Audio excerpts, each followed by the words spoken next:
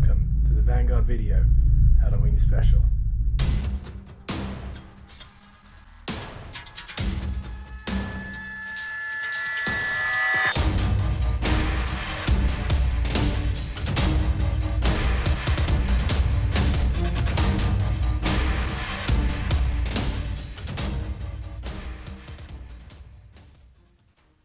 Hey, welcome back to another Vanguard video. I've timed this one to fall on Halloween, and all going well, you're watching this on the 31st of October.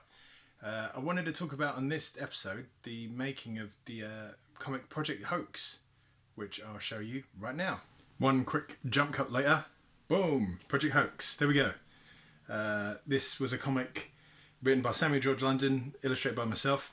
We kickstarted it back in June, July, and hopefully, if you're watching this, you might have it in a copy in your hands for Halloween.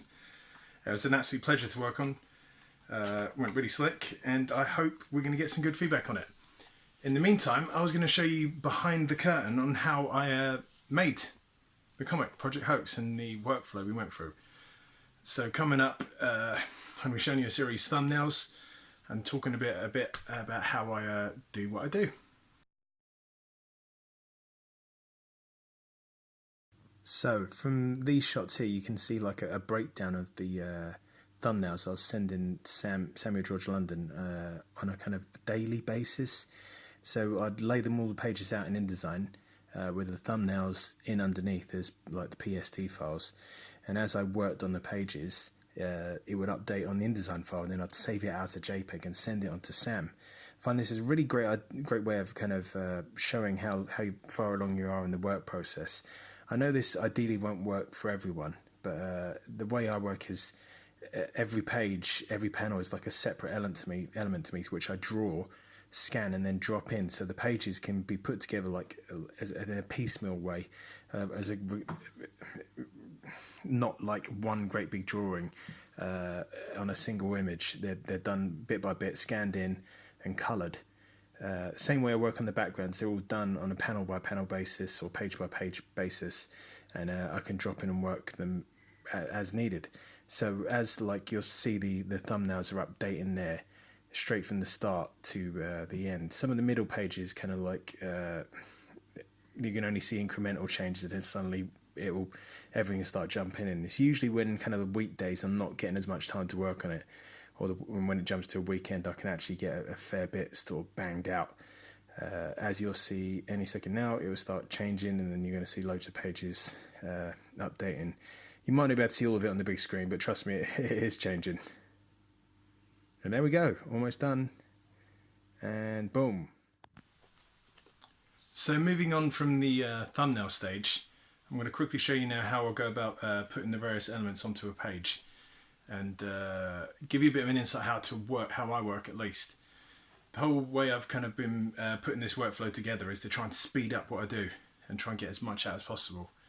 I've worked in production and design for many years, and the real trick is kind of getting a smooth process going, and hopefully I'll show a bit of that to you right now. So we can see here is working in Photoshop. We've got the Project Hoax page. I'm going to quickly take you through some of the elements. You've got that folder there at the top, which essentially like holds a lot of the colour correcting and special effects. I've got like an overlay layer of a blue, which are used to kind of colour the scene and give it like a kind of a filter, as it were, so like make it look at night. There we've got the line artwork. I've put it onto multiplier so you can see through the white but not the black. And then below that, the various levels of shading in the flats. And then you can see the background folder where I've got the different background elements and all the different folders with the masks on it. And so all the background elements are separate folders, which I've kind of made that up and then worked the backgrounds up from scratch. Let's take you back up to the top. There's the frame layer, which you can kind of adjust as the line art once again. So you can see like the artwork's very kind of piecemeal, and I put it together in stages and basically build it up bit by bit. I guess it's closer to working digitally than traditionally, but yeah, it works for me. Maybe it worked for you. A little look behind the scenes of how I produce my art. As always, if you've got any questions, please feel free to fire them off on social media. I'm more than happy to answer them. You can send them down below wherever you're watching this, hopefully on Patreon. The patrons, I've added a new reward tier in on the $5 mark, which I'm aiming specifically at artists and people who make comics.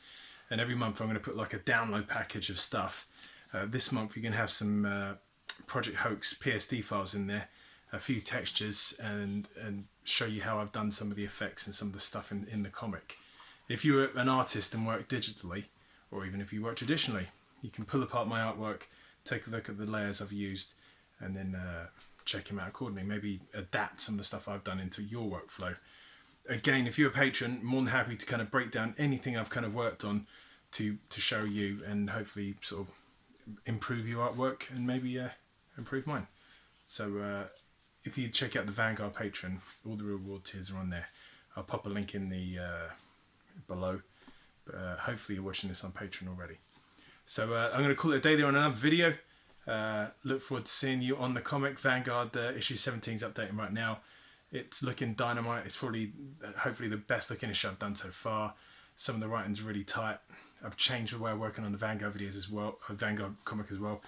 I've done like a lot tighter scripting before I've got into drawing it, and it's helped me out so much.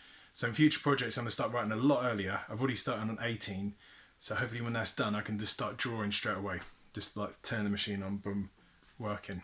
So also got another couple of surprise projects. Hopefully one going to work over on Christmas, and that's going to be El Marvo issue 2, which I'm really looking forward to working on, because the first El Marvo comic was, that's awesome.